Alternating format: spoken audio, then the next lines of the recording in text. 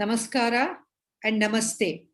Today, 11/6/2021 will go down in the history of KSOGA. Today, we welcome you all to this milestone in KSOGA. The KCOG International Academic Program is being launched today, and we are indeed privileged to have an eminent speaker as Professor Moshe, who will be speaking to us about the maternal and offspring health in 21st century, pregnancy as a window of opportunity to prevent future non-communicable diseases. So we welcome you one and all for this very august gathering. And I now request our esteemed President, Dr. Basavaraj Sajjan, to welcome the gathering. Over to you, Dr. Basavaraj Sajjan.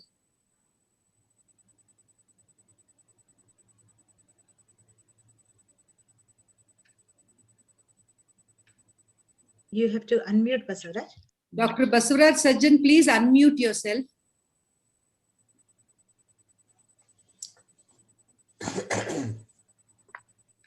Sir, you have not unmuted, sir. Sajjan, sir, please unmute. Yeah. Can you hear? Yes, now. Yes, we can hear. Thank you for introduction, Dr. Bharti. And good evening to all. On behalf of KASOGA and KCOC, Artist and Toronto Pharma organized an international academic program for the first of its kind in KASOGA and KCOC. Chief guest of the speaker, Moshe, for the topic is maternal and offspring health in 21st century, pregnancy as a window of opportunity to prevent future NST. And the chief patron of this program, M.G. Hireman, chief patron of this KASOGA and KCOG, Dr. M.G. Hireman, and Dean of KCOG, Dr. Hema Devakar Madam, Chairman of KCOG, Muralidhar Pai, Secretary of KCOG, Vidya Bhatt, and Secretary of KCOG, Bharati Rajsekhar, Treasurer of KASOGA and KCOG, Durgadas, and President-elect Donimat Madam. I welcome all the faculty and delegates, and Dr. Durgadas. I welcome all the faculty and delegates to the webinar. Thank you for the opportunity. We wish grand success of this program. It is first of kind. It is all effort is done by our Dean, Madam Hema Devakar. Thank you very much. Thank you. Thank you, Thank sir, you, for Dr. your Basavaraj nice Sajjan. words of welcome. It is my pleasure and privilege to introduce our chief patron, Dr. M.G. Hiremat. M.G. Hiremat is one of the most illustrious consultants of KASOGA. He is the founder, secretary, and he has nurtured KASOGA for the past 20 to 30 years.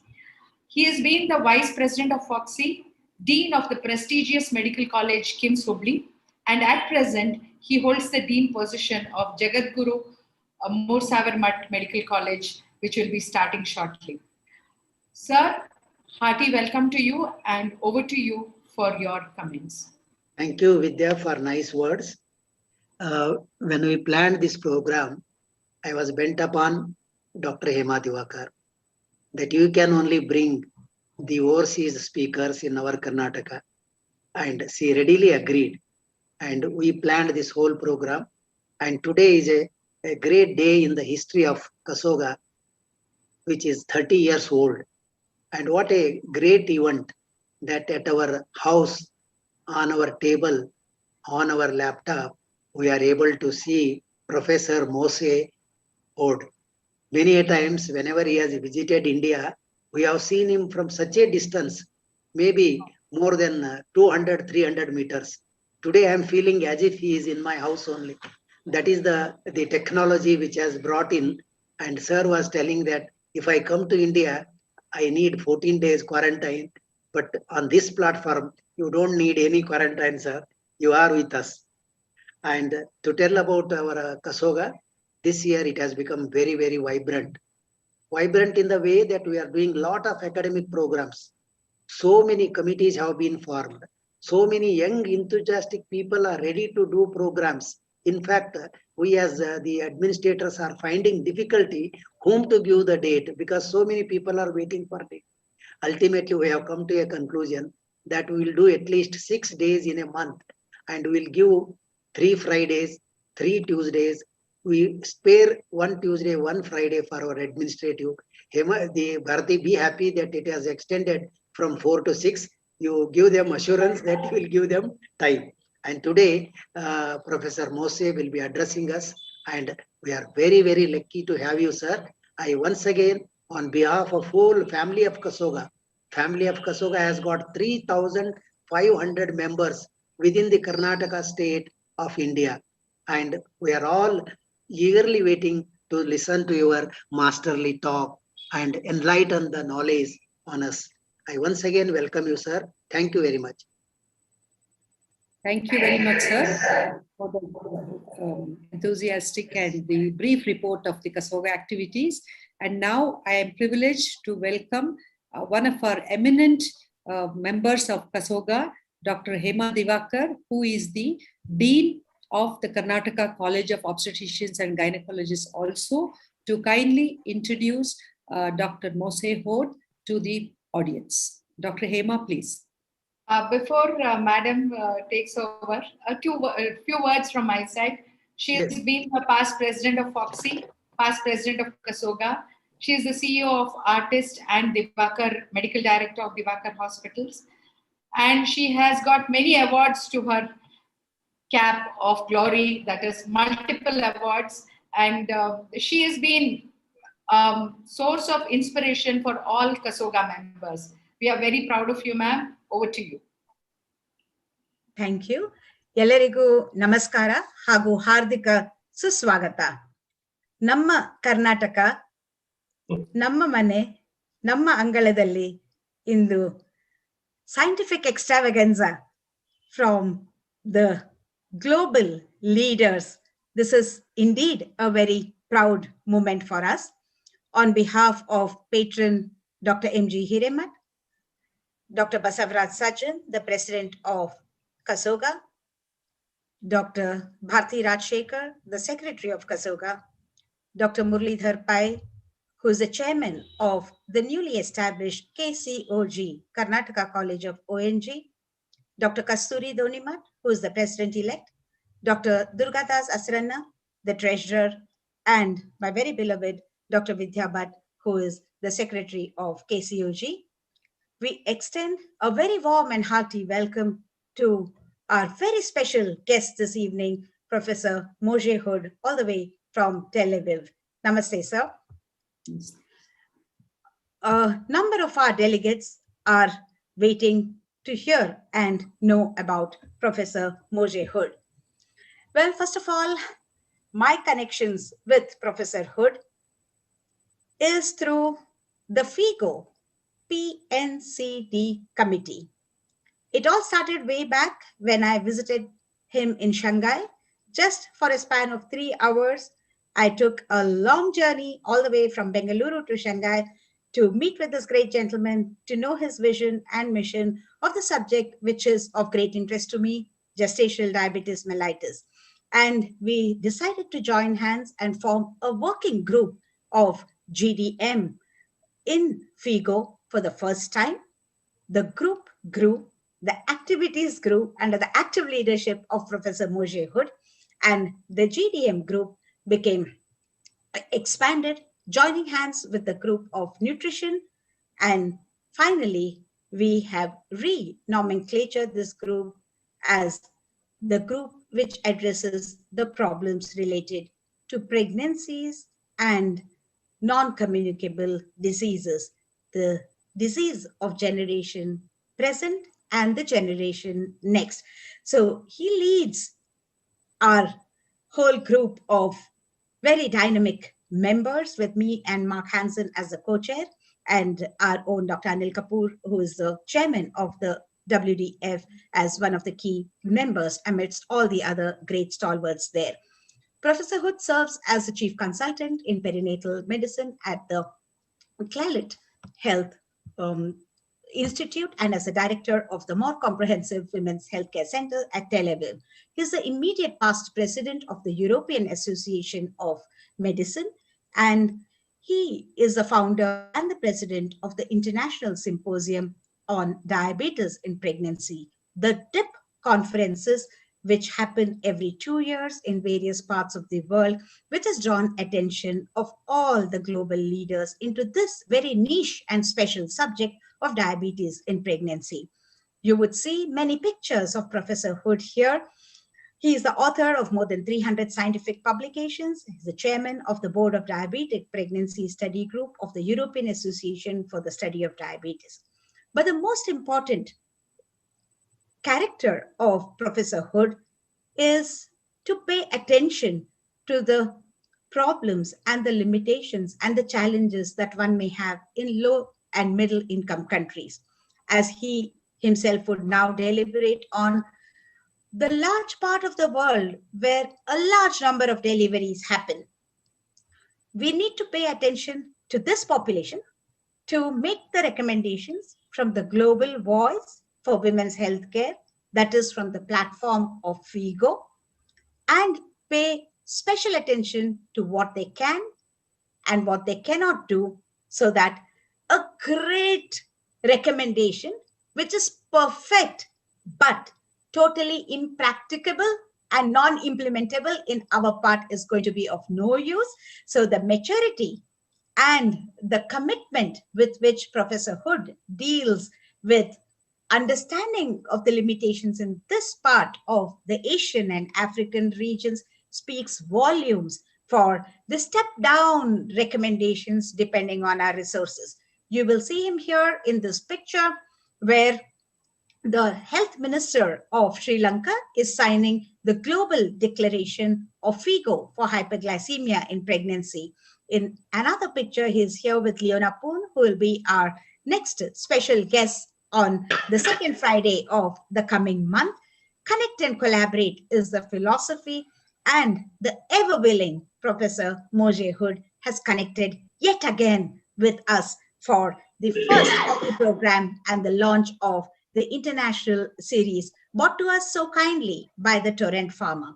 The Torrent says, rebuild and rethink and restart with many of the products that they have for anemia, which has been a long-term problem in our country, also one of the non-communicable diseases.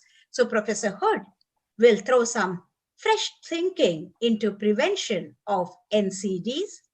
His topic, as how it has been spoken out from Dr. Hiremat and Dr. Sajjan and Dr. Bharti as well, that looking at pregnancy as our chance, our window of opportunity to prevent future NCDs. How will the health of the next generation look? What does the 21st century beyond COVID pandemic bring forth to us? What is the best that we as OBGYNs can do to prevent the NCDs? And a lot of the work that Moshe has done around this speaks volumes of the experience and expertise that he has in this. Really proud and privileged, Moshe, to have you here with us amidst our very own members in our country to listen to your deliberation on what the future holds, and your vision and mission will be carried through by our champions in our part of the world as well. Moshe Hood, please. Thank you, Hemaji. It's a great pleasure for me to be here. I'll of course prefer to be there in your country. I love your country. Thanks to Hema and Anil, I visited India already a few times, and I'm really waiting for the next opportunity to come back and visit you in India. I hope next year, hopefully. I'll be speaking today about the physiology and the pathophysiology of this window of opportunity. How do we prevent non-communicable disease? And I'll try to connect you to the latest, I would say, update to the latest startups and to the latest innovations that we have in this battlefield. But let's first connect the two pandemics that we are facing now. You are facing in India a terrible time with the COVID-19 pandemic, and you are anxiously waiting for a vaccine and hopefully you'll be successful in the next few months. We already came over it, and we already have about 70% of our population vaccinated. But we don't have yet any answer to the NCD pandemic, to the non-communicable disease pandemic, because it's not a vaccine. We can't have a vaccine. We have to come up with another solution. For me, the NCD pandemic started about 10, 11 years ago. And that's where I met, I call her my Indian sister. We met in New York at the United Nations, and the meeting was held there in New York. And here in this picture, you can see me together with these two very, very important ladies. The lady in the center is Margaret Chan, the director general of the WHO at that time. And the lady on the left, as you see, is Hema Diwakar, and I don't have to tell you about her.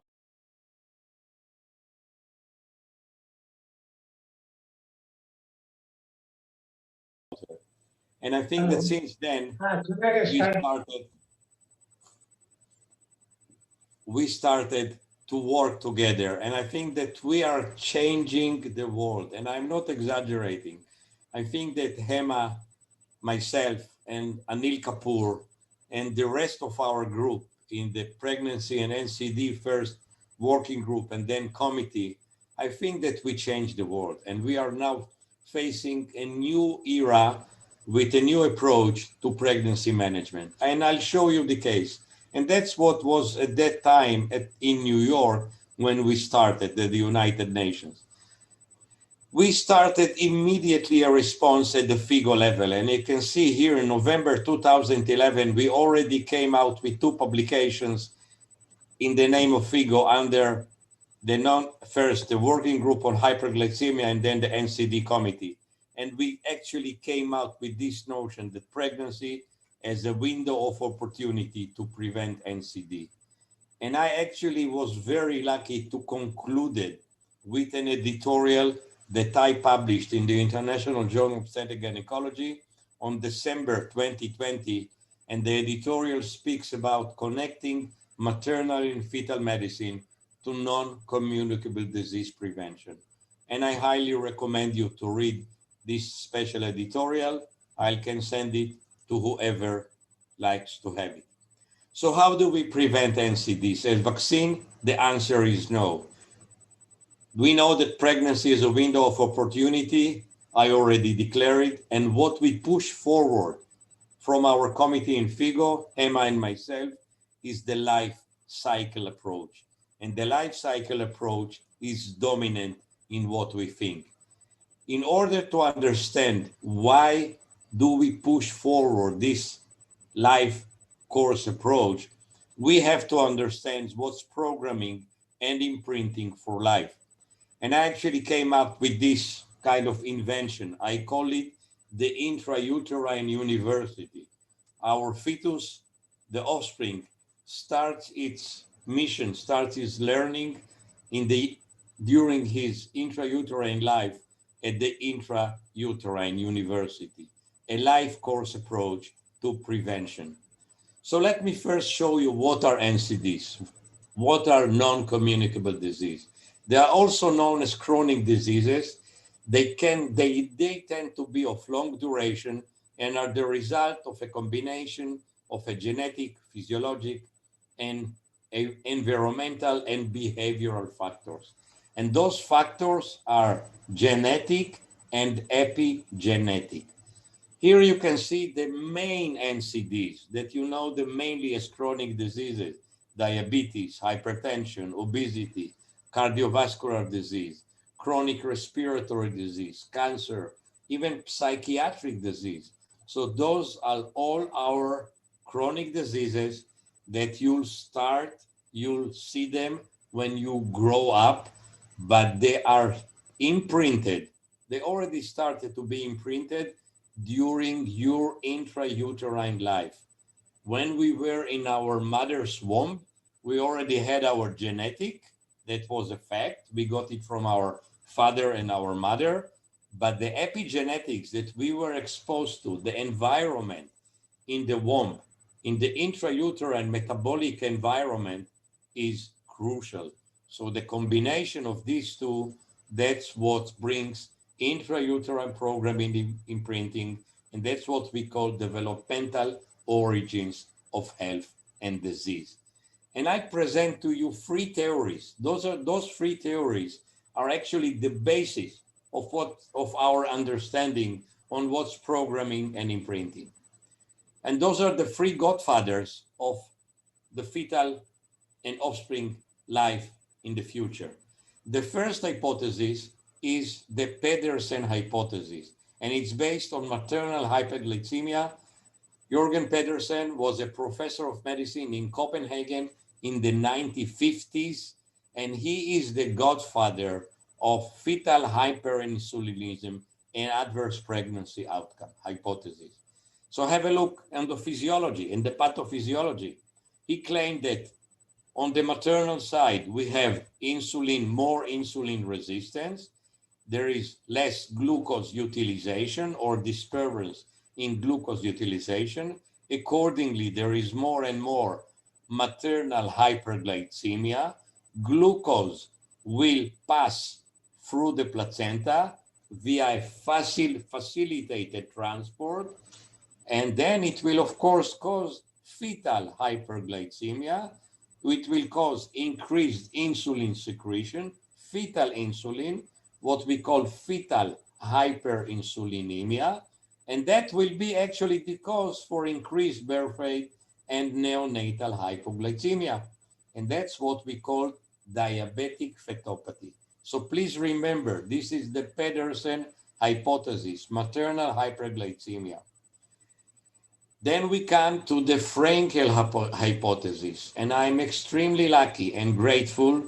I spent almost 3 years in Chicago with Professor Norbert Frankel, who was my tutor, my godfather, and I owe him all my understanding in maternal fetal medicine, in maternal fetal metabolism.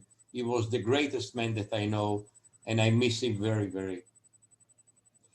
And Norby lived and published in the 1980s. Unfortunately, he passed away in 1989. And Norby is the father of potential long-range effects upon the fetus of alters interaction in maternal fuels during pregnancy, which means Norby was the first one to lead the notion that it's not only glucose, it's all the maternal fuels, carbohydrates, proteins, amino acids, trace elements, everything. All the dearrangement of maternal fuels during pregnancy is called fuel-mediated teratogenesis, and this is the basis for the long-range anatomic and functional changes. And have a look, that's pregnancy, and those are the 3 trimesters of pregnancy. The first trimester, when we have organogenesis, so if we'll have an insult here, a metabolic insult, we'll have here congenital anomalies. The second trimester is mainly behavioral, so if we'll have here an insult during of maternal fuels, we'll have mainly behavioral changes. And the third trimester, mainly anthropometric metabolic fuel-mediated teratogenesis. And that's how you connect it to the disease, to the pathology. So if you have insulin-dependent diabetes, type 1 diabetes, or type 2 diabetes, this is a disease that starts here, pre-pregnancy. So if you don't control your diabetic state before pregnancy, and you start the first trimester in a hyperglycemic state, you face a risk of organogenesis failure, congenital anomalies. And then it goes through the whole 3 trimesters. But have a look on gestational diabetes. It's a pathology, it's a disease of the late second and mainly third trimester. So mainly anthropometric and metabolic changes. So that's here. So that's GDM. And I'd recommend everybody to find the Banting lecture of 1980 that Norby Frankel published in Diabetes in the Journal of Diabetes. And he called it Of Pregnancy and Progeny. And everything that I know of, everything that I preach now, it's 42 years after it's based on pregnancy and progeny, on Norby Frankel. And then we combined these two fuel-mediated teratogenesis hypotheses, the Pedersen and Frankel hypothesis. Here is the Pedersen one, hyperglycemia. Here is the Frankel one, and that combines all the fuels, and then we move forward. The third hypothesis is the Barker hypothesis that we call fetal origins of adult disease. And Barker mainly published it in the 1990s, and he called it fetal programming, adverse environments in fetal life and early childhood lead to increased risk of disease in adult life. And those are part of the publications of Barker that are mothers, babies, and disease later in life, and all of the others, textbooks and publications. And that's mainly the Barker hypothesis. So it's actually combining those 3 hypotheses, and I'll show you towards the end of my lecture how we combining these 3 now that brings forward now our life course approach to preventing future NCD. So already defined was programming and imprinting. Exposure during critical period of development can influence the physiologic metabolic function in adult life. And here is, again, paying just tribute to all of them, and let's move forward. Now I'd like to take you a bit to the literature, back and to our newspapers, to see how do we react to it globally now. Let me take you to 1932, and I'm almost sure that with your English exposure, your English philosophy, most of you read The Brave New World of Aldous Huxley. And in this, I would say, extremely popular book, he describes a central London hatchery. It describes fetuses that grow in special broth, and the ingredients of this amniotic soup are adjusted depending on which kind of child they want to produce. So if the children are destined to work in chemical factories, they are treated so they can tolerate lead and cadmium. If they want to develop them to construct pilot rockets, you have to constantly rotate them so they can learn to enjoy being upside down. Unfortunately, Aldous Huxley didn't have any idea how to construct ideal doctors. And that's why we have different doctors among ourselves. Hopefully, something will come out later of it.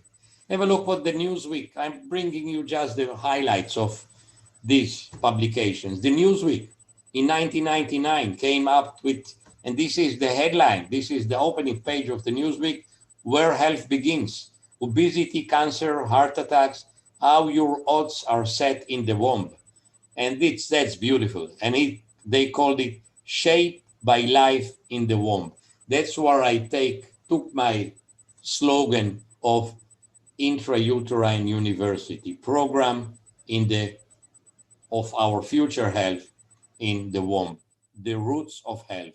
And they describe beautifully here how the fetus is exposed from the first day of intrauterine life towards the end of it, and then to the rest of his life.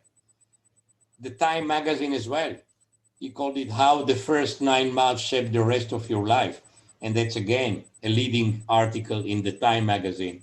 And actually it summarizes what we have as as the combination of our hypotheses, maternal overweight and obesity, and that's mainly Frankel and Pedersen hypothesis, diabetes, excess of weight gain during pregnancy, causing fetopathy, macrosomia, and that's Pedersen and Frankel, and maternal undernutrition and mainly anemia.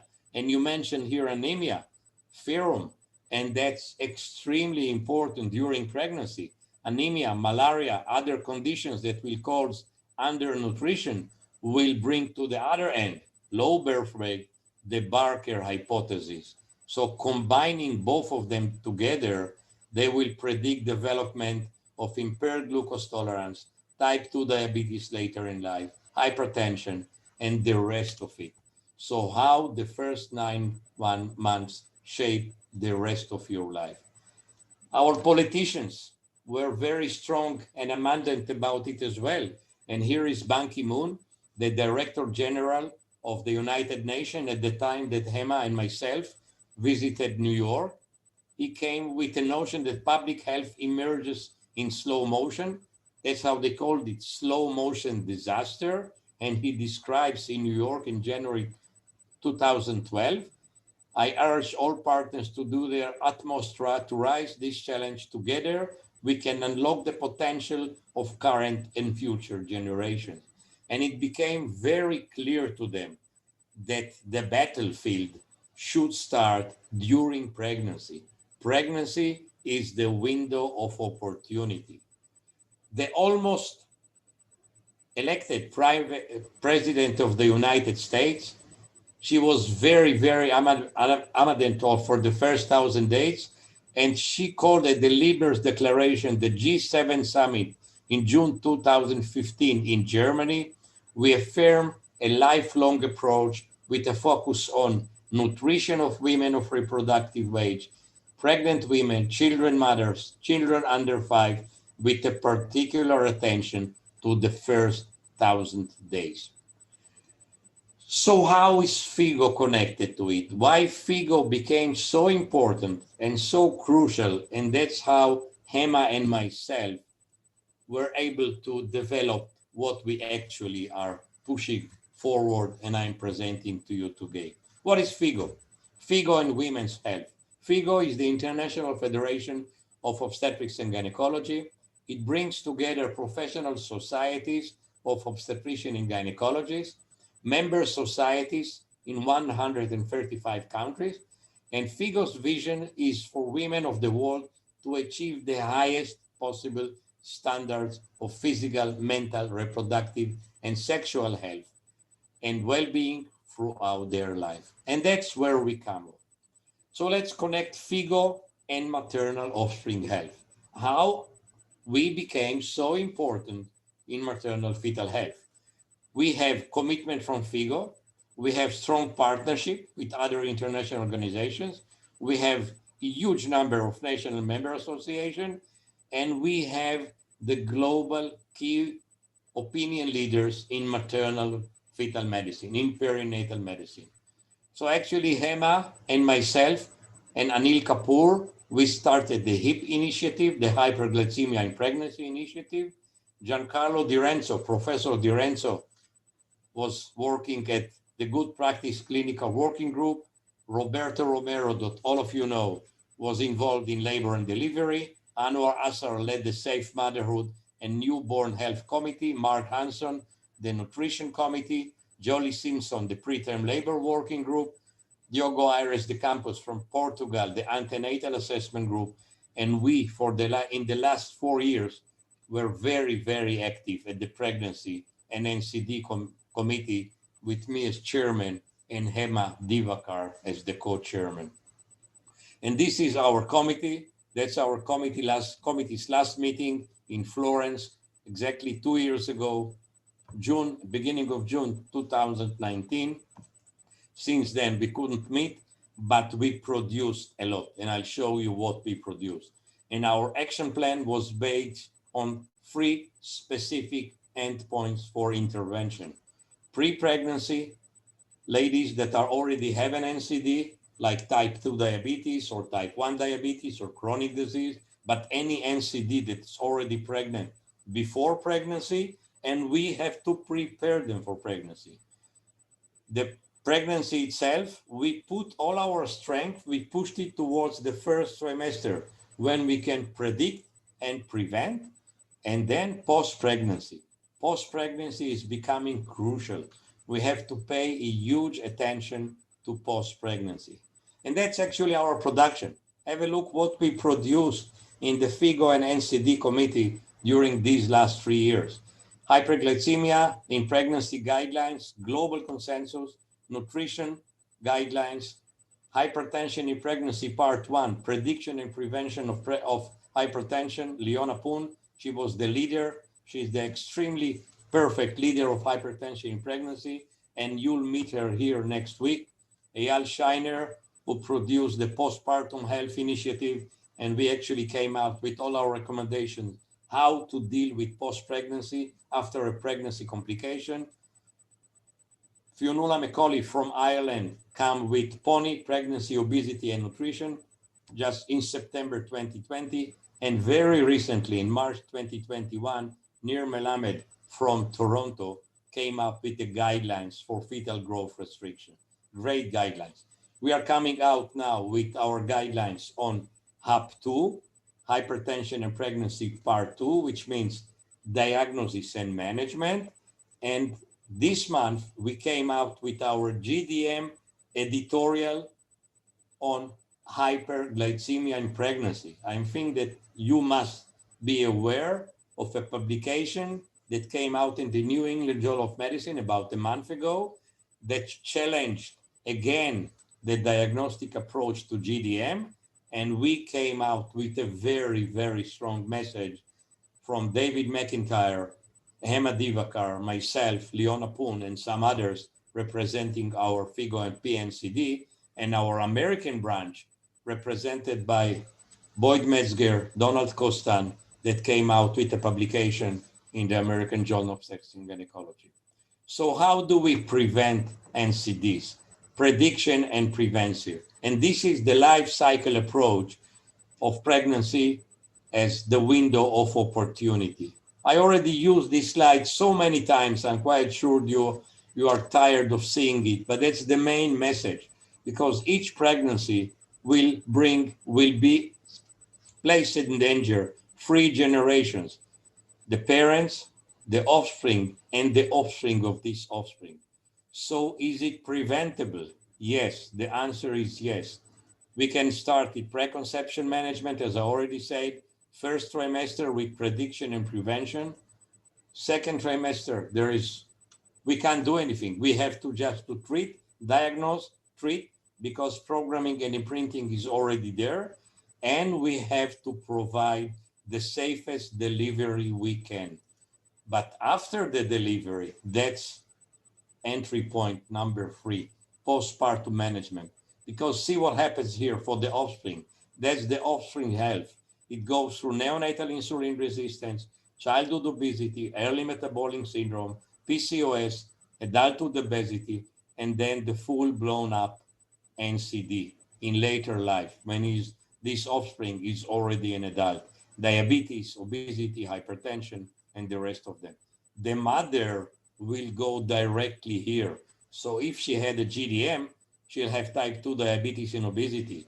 If she had preeclampsia, she'll have a cardiovascular disease or hypertension and the rest of it. So yes, we can intervene here in these 3 entry points: preconception, first trimester, and postpartum management. That's our mission, that's our goal, and that's how we want to educate everybody.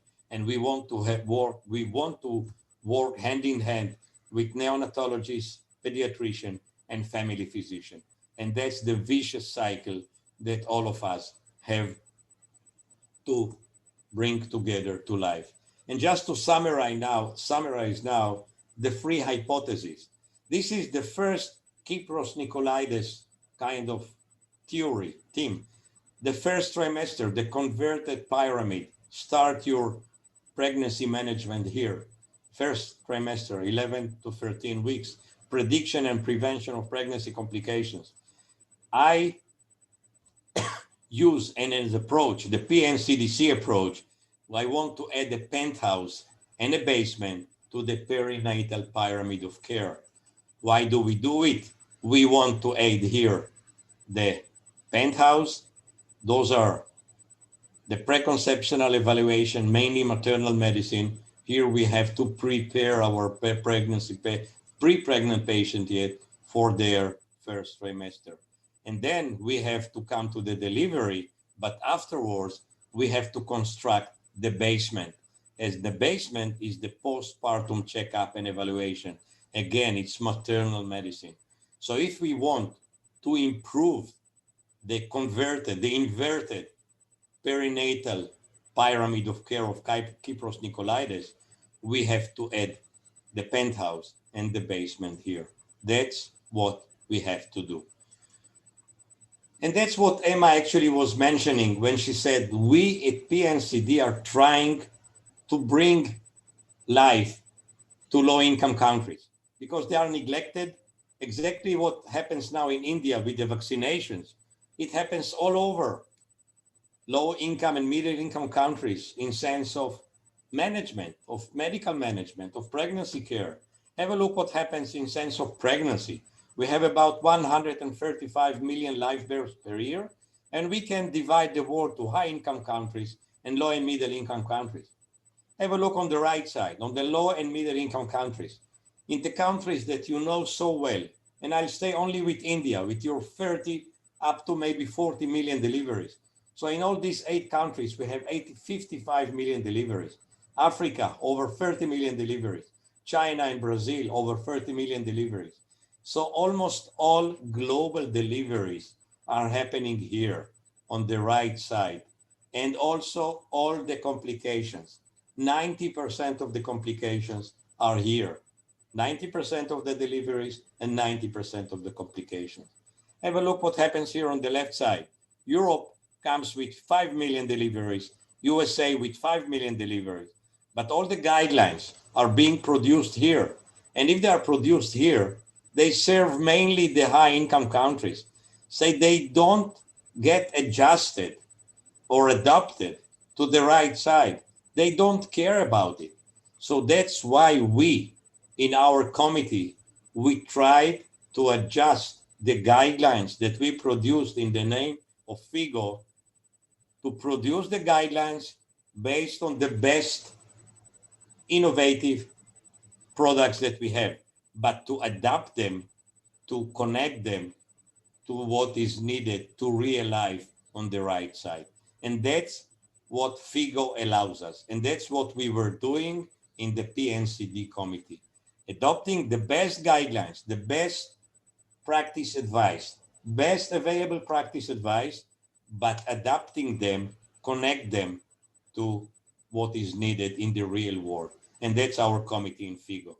So the PNCD initiatives, I'm just go through it very quickly. We all discussed it. Maternal anemia.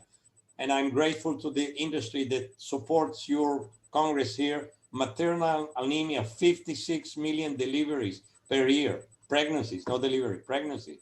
It's huge, it's enormous. We have to face it. Undernutrition, malaria, obesity, hyperglycemia, and hypertension. And those are actually the guidelines that we came up. I'm not going to repeat it. We produced it. You saw it, I'm not going to repeat it. So let's go jump further, and I'll conclude here very quickly with the evolution of MFM. Why are we so lucky to live in 2021? And that's why I call this lecture Healthcare in the 21st Century, because we are living now in an era that we can provide the difference to our patients. And it's based mainly on what we can now provide from modern tools, from innovative and inventions that we have now on our hands. Mainly bioinformatics and big data, what we call artificial intelligence. And I'll show you an example in a second. Biochemistry, NIPT, cell-free DNA, whole genome sequencing, or exome sequencing. The microbiome is more and more in our hands. Metabolomics, small RNAs, proteomics. All of these are coming more and more into light, and we'll be able to use them to predict and later to prevent our complications. We have 3 mega studies in our hands: the HAPO study, the original HAPO study, then the ASPRE study, and then the HAPO follow-up study.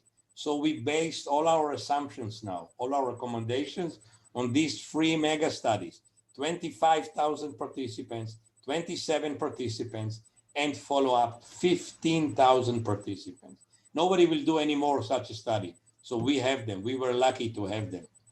So how do we use it all now in 2021 and push forward this agenda? And what I'm going to show you now, modern approach to pregnancy management, I'll be very glad as soon as you open your borders to come over and set up with Hema and the rest of the leaders of the Indian Society of OB-GYN this modern approach. I'm starting it in my clinic as a pilot in a center in one of the regions of my country.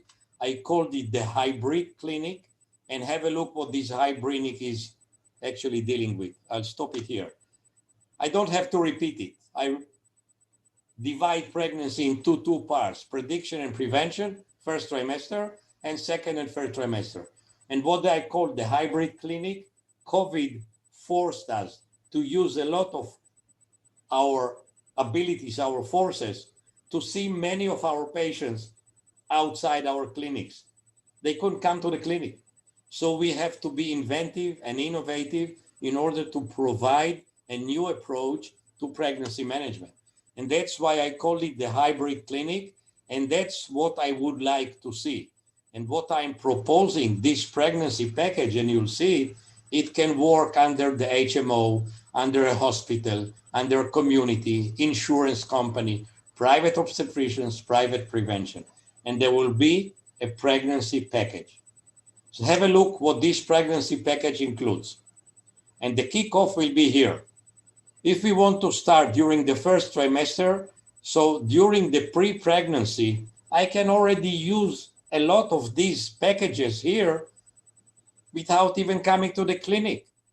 I can do an NCD triage, just working on the electronic medical records of the family physicians, EMR.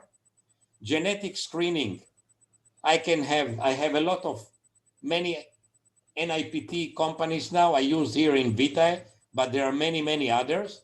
But the genetic screening is a DNA panel that I can screen all my pre-pregnancy patients, both of them, the husband and the wife, and screen them for any genetic disease. I can do lab tests at home, and I can provide them with a nutrition lifestyle program based on our saliva.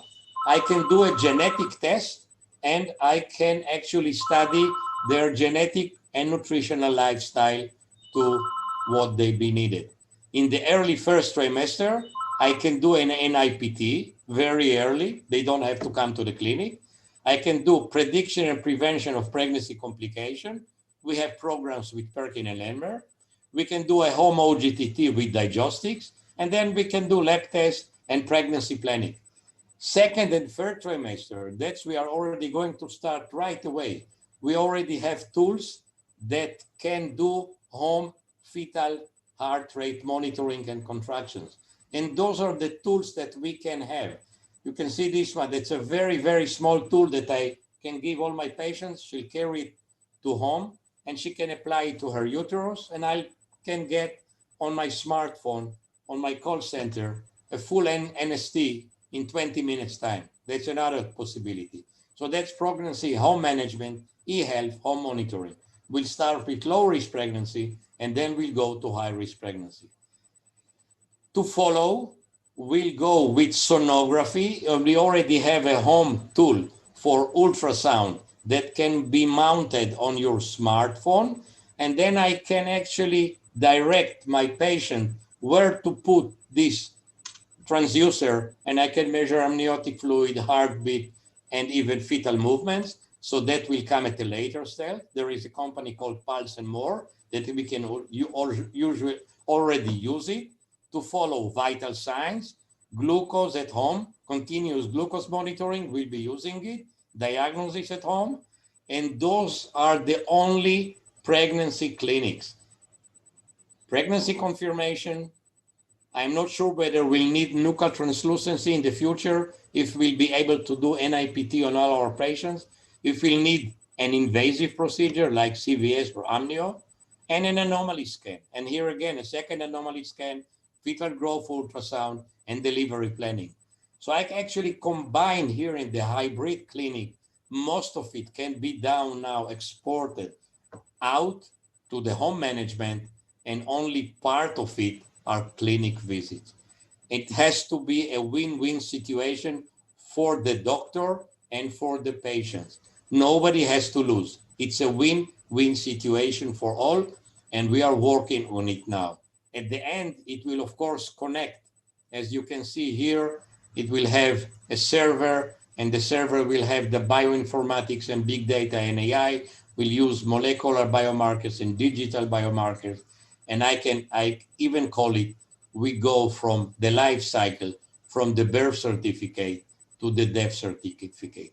Everything will be collected to this huge database, starting in pregnancy, during the intrauterine life, during intrauterine university, delivery, later life, neonatal, childhood, adolescent, the life cycle, and unfortunately, it will end up with the death certificate. But everything will be combined into registries, big data, and we can learn from it. So this is the future. Please join us in Dubai, November 2021. Hema and myself are discussing whether it will be feasible or we'll have to postpone it a bit. But please mark this date. And I want to see you all in Israel. Hema was already here when we had 2 years ago this meeting. We called it Women's Health Innovations and Inventions. It's a unique Congress because it combines physicians, leading physicians, scientists, industry, pharma, investors, venture capital. So whoever has an invention or a startup is more than welcome here. It will be very interesting, and I hope to see you, all of you here, February 27 to 28, 2022. Thank you very much, and it's a great opportunity for me to thank my Indian sister for being such a good collaborator and such a good family for me and for all my family. Thank you very much. Thank you. Thank you yet again, Moshe. You have taken us to a different world, because when we said 21st century, you have already made us have a sneak peek at the 21st century. And I do hope that many of your very interesting inventions and innovations can be validated, piloted in India, and it'll be definitely a value add to the healthcare system in the low middle income countries. So thank you so very much for this exciting deliberation. And may I now hand over to Dr. Muralidhar Pai, the chairman of KCOG, to conduct the further proceedings, including the Q&A from 1,000+ audience from Pan India, who have already hooked on and listening to Professor Moshe Hood on this fine, delightful evening. Thank you. Thank you, Dr. Hema. First of all, I would like to give a standing ovation. He really deserves. So I would like to stand and congratulate him. Sir, it was simply mind-boggling. It was simply mind-boggling. I don't have any other word. It was so erudite a lecture. I have never heard such an erudite lecture for a long, long time now. In India, when a child is born and has a problem, either at birth or later in life, we tend to blame what is called prarabdha. It's a Sanskrit word. Prarabdha means he must have done something wrong in his previous life. something must have been wrong done by his ancestors, or they blame it on the lines on the forehead or the lines on the palm and everything. But today, you have so beautifully clarified. Maybe in addition to all those things, I do not want to go there. But what we surely know is our life is made in the intrauterine atmosphere, or the university, what you say. It's a beautiful terminology you have given, intrauterine university. So whatever happens to us later in life is all decided there. Maybe decided before that. That's exactly why preconceptional evaluation is so important. The mother has to herself take care of all her problems before she becomes pregnant, so that she gives a beautiful, friendly atmosphere inside her tummy for the baby, which is going to gain everything from her or lose because of the lack in her. So it was so wonderful how beautifully you connected all the three theories, the Pedersen theory, the Franklin theory, and the Barker's hypothesis. And you came up with your own beautiful solutions to tackle all the knowledge that we gained from those three theories. It was simply wonderful, and it was like a talk of the future. It was not talk of the present. You are so many years ahead of your time, actually. And we will be very happy, as our Dean, Dr. Hema said, to definitely try out or implement all those innovations that you have thought of. And with the huge population here, and with a huge number of deliveries here, huge number of patients here, I'm sure we are going to contribute in a huge way, big way, to the knowledge of the country, of the world. So now let me come to the question and answer sessions. And first of all, before I go on to the audience, I would like to just pass on some comments and the question. Yes, we can beautifully prevent, fantastically treat hyperglycemia and the complications of that. It's definitely possible. But we still have not found out how to tackle the deficiency that the baby suffers. And as a result, especially I'm referring to Barker's hypothesis. All that we have today as the solution for FGR is a timely delivery. We have tried everything. We have tried IV fluids. We have tried oxygen. We have tried the vasodilators. We have tried almost everything. But somehow it is not been reaching the end user. So what is your comments on that, sir? First, thank you very much for your very kind comments. I really appreciate it. I really believe that India is a collaborator. That's why I work hand in hand with HEMA for so many years, and we never had a dispute. We only look forward how we can do more, produce more, and I would say that almost everything that I do it with HEMA. And on the other hand, you have seen the hybrid clinic and the other inventions and innovations. I am planning again with HEMA to bring it to India for pilot studies as soon as we'll open our borders, because we already have few projects, startups, inventions and innovations that need a good, I would say, a good starting point in a good pilot study. And I know how good is how perfectly I can get a good collaboration from HEMA and other colleagues in your group. So as soon as we open our borders, I don't have any doubt. I already have 2 or 3 projects, and HEMA knows about them, that I'll bring over to you, and we'll start working together on it. The numbers that you have in India are incompatible. Nobody can compete with the number that you have, but it's not enough. You have to have the structure, the infrastructure to run very, very good studies in order to come up with an answer. So that's one.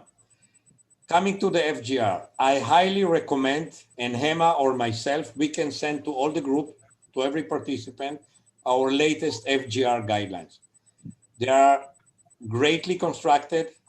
Professor Nirmal Ahmed from Toronto, he was my resident, he was my student. Now he is one of the leading perinatologists in Toronto, Canada.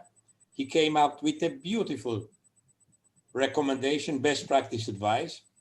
And you are absolutely right. We have a lot of answers for hyperglycemia, for overnutrition.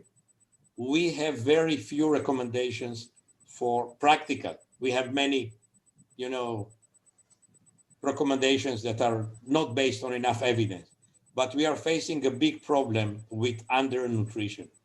But undernutrition, on the other hand, is the solution is there. It's in the government. It's mainly in the government.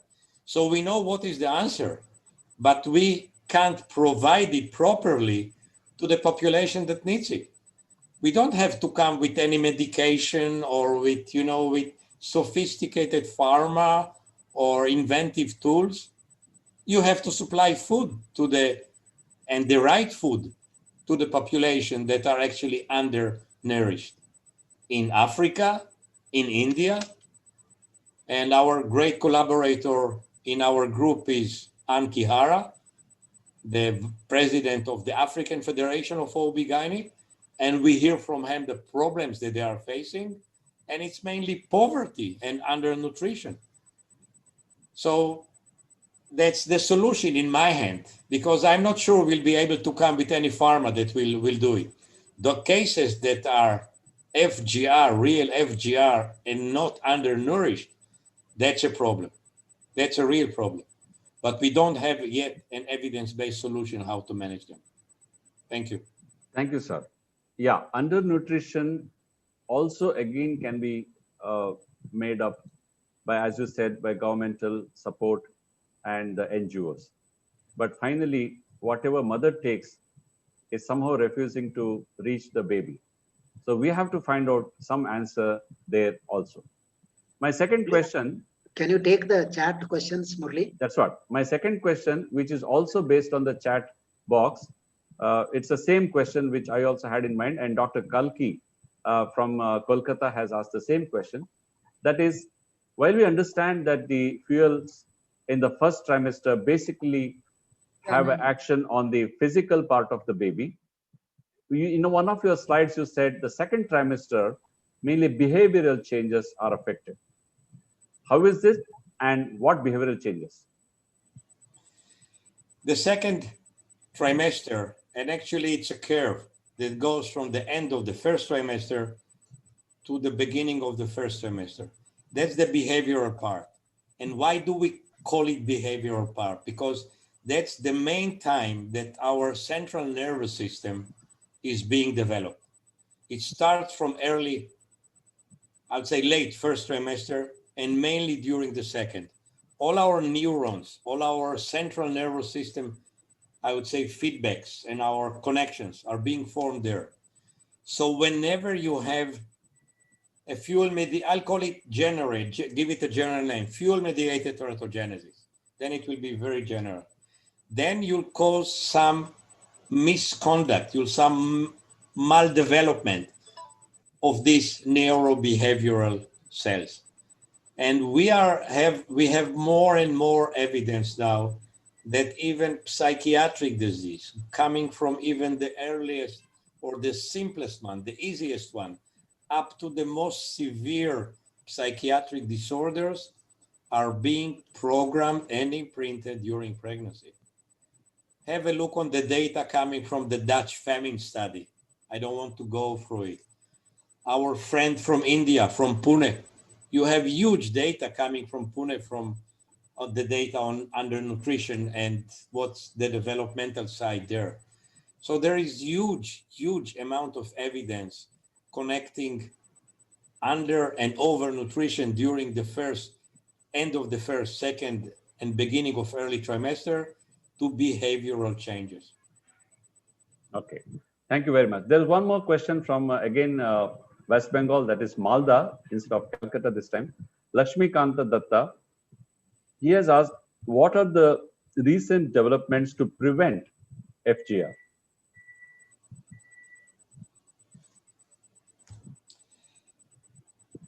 Not easy. You have very difficult questions. Not easy to answer. In fact, the second part of question is prevention of PIH also. Actually, they are having similar pathology. So that's why I didn't talk about PIH. It is both are same. You are right. It's very easy to find out the problem, but solutions are still difficult. So the next question is, what are the innovations that you can bring into India from Israel? That is from. We are going to bring few innovations, and I already discussed it with my dear friend Hema. Okay. Prediction of pregnancy complications. We have few solutions now using microRNAs, and we already have two tools for microRNA and microbiome and proteomics that can be used in maternal blood first trimester to predict gestational diabetes, preeclampsia, and preterm labor. I'm starting now, I'm still evaluating it, a tool that can measure continuously on a daily basis the urine using spectrometry. You put the device in the bin when you actually give your urine every day, and it sits there. And whenever you urinate, it will pass through the bins that this invention has, and it can read many biochemical substances there. Yes. So whenever you create a big enough database, you'll need many patients here to start collecting data from the first early days of pregnancy. But then you can come up with many markers that you don't have to collect them, to put a stick or to send them to the laboratory. It will sit in your home, at the patient's home, and it will read every sample of urine that will pass there. And then you'll collect the data, you'll collect the pregnancy outcome, and you'll construct the AI, the artificial intelligence, or how to predict this disease. We have these NST monitors, 2 companies. I'll think that I'll bring at least one of them. Home monitoring, the device is that big, like my mouse. That's the size of the device. I can show you the device.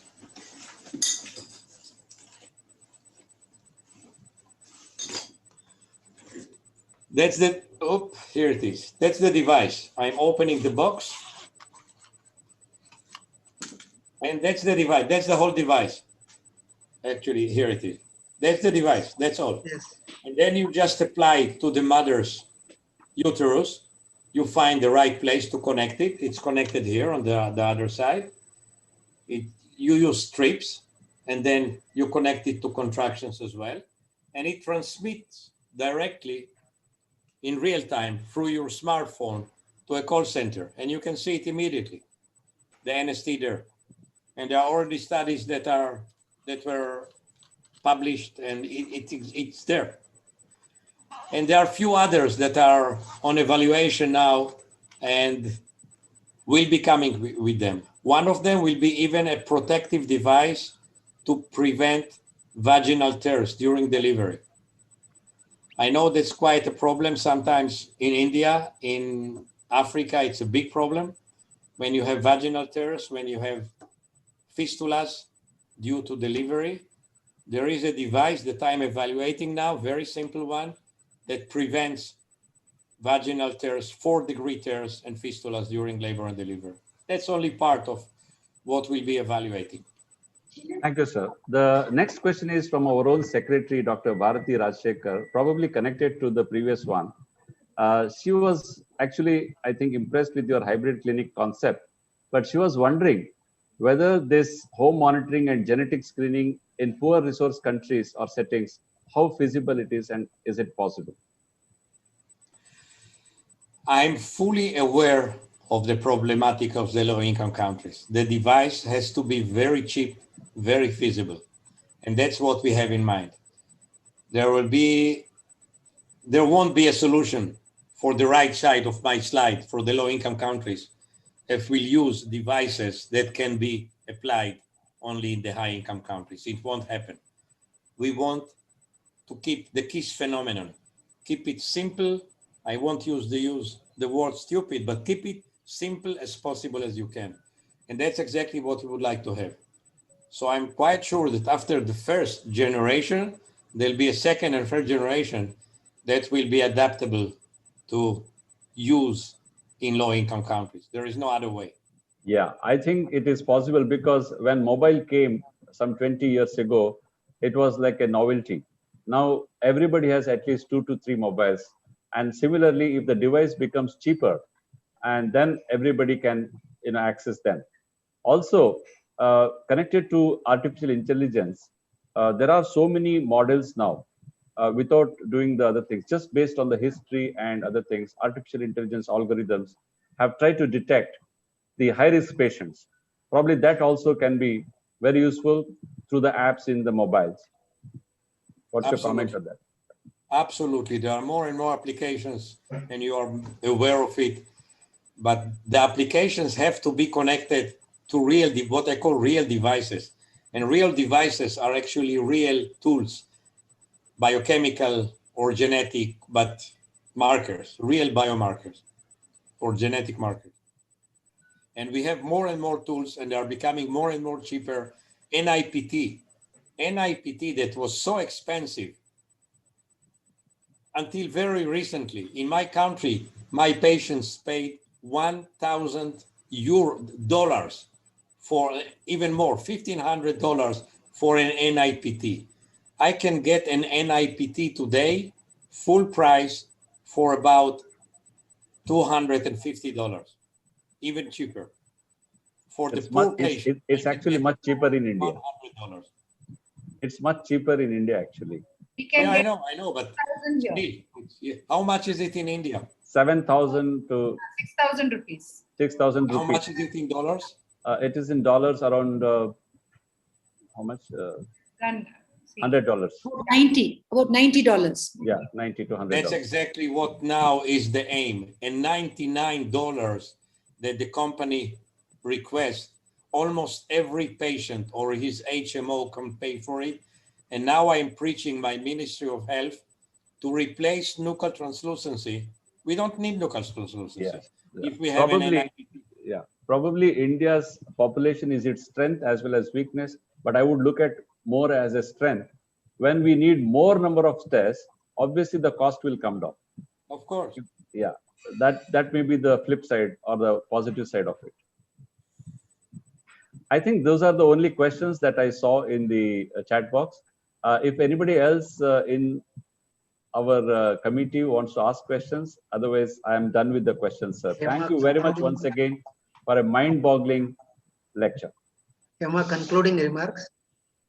Yeah, by not saying anything, I think I have said it all. That's the kind of conclusion I would like to make for Moshe's kind presence. Yes. And it's really been a privilege. And, always being futuristic, because the first time I attended the Diabetes in Pregnancy conference was about 20 years back, when I didn't know who Moshe was. And somehow, as destiny would hold, I was the only OBGYN from the country who followed all his DIP conferences in Istanbul, in Sorrento, and all of that. And then after that, it so happened that I met him, and we have evolved, as I must say, through the number of years that we have been associated with, for something more, something better, something good, something genuinely meaningful. And to Bharti, I must say that yes, some of these innovations definitely, that with such strong collaborations and the good intent, we will be able to bring it home and escalate the use of it. In fact, the Hiramed, which is the home NST device from Israel, the person who actually markets it here is also called Bharti. your namesake, who unfortunately lost her father due to COVID. And there is another Indian make called Baby Beat. You know, it's the same size, same kind of a device, and with the Bluetooth. So we give it on a rental basis for all our patients, especially the high risk ones, for the last couple of weeks of pregnancy, where, you know, 2 to 3 times she cannot come back and forth to the hospital. So she will do it at home, and we have on our associate consultants mobile, the NST graph. So the future is here, nearly here, you know, I must say, and we'll live with that hope that sooner rather than later, we will get there, Moshe, to all the things that you have made us dream of. Yes, And just I will make it a conclude. reality in our country. Yeah. Just I will conclude with one sentence. Professor Moshe sir, it was excellent. It was an eye-opener for all of us. We try to percolate your knowledge down the line, and every obstetrician and gynecologist must open their eyes, and we can prevent so many things what we have said. I think there is a long way, but we will assure you that we all will work for that. And once again, from the family of Kasoga, I profusely thank you for this wonderful lecture, and that is the beginning. And I feel in the last 30 years, I feel this is a great day in Kasoga, because we have started an international speakers talk down the line, even to the postgraduate students. And I came to know that so many postgraduate students have joined today just to listen to your talk, sir. Thank you very much. Vidya, will you request Durgadas to give vote of thanks? Thank you. Thank you. Thank you. Thank you very much. I'll be very glad to come without these two weeks of a lockdown. So, Hema, let's work on it. Yes. You're most welcome, sir. Yes. Thank you. Vidya. All looking forward to it. Yeah, looking forward to come to Israel and learn more from you. I'll be very glad to host you all in February in Israel. The weather is great.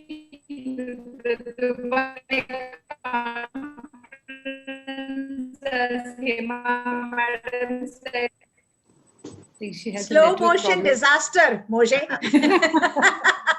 Durgadas, you can take over vote of so thanks. much. May I request?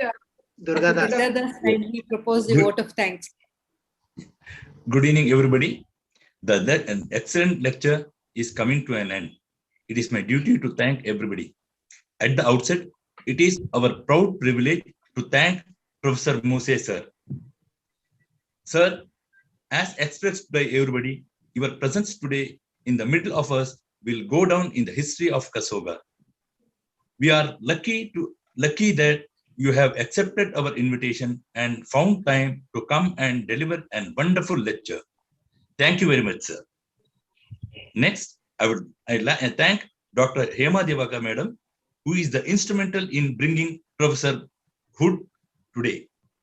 Your presence in Kasoga is like a glittering gem in the crown of Kasoga. Thank you, Madam. I thank our leader, Dr. M.G. Hiremat, the Chief Patron. I also thank our President of Kasoga, Dr. Basavaraj Surgeon. I thank Dr. Muralidhar Pai, Dean of KCOG. I also thank Dr. Bharati Rajshekhar, Secretary of Kasoga, Dr. Vidya Bhatt, Secretary of KCOG. I thank all the viewers for this viewing this prestigious lecture. I also thank audio visuals for the smooth relay. Thank you. Thank you, everybody. Artist. Yes, Hema Madam is the backbone of art. And Torrent. Divakar, Dr. Divakar and artist. Dr. G.V. Divakar and The artist, he's the artist behind Hema. and Torrent. Thank you, Torrent. Thank you, Torrent. Thank you, everybody. Thank you, everybody. Namaste, sir. Namaste, Professor Yeah, Moshe, namaste. sir. Bye-bye. Thanks, everyone. Namaste. Thank you very Namaste. much, Professor Moshe. Thank you. Thank you. Thank you. Thank you. Bye.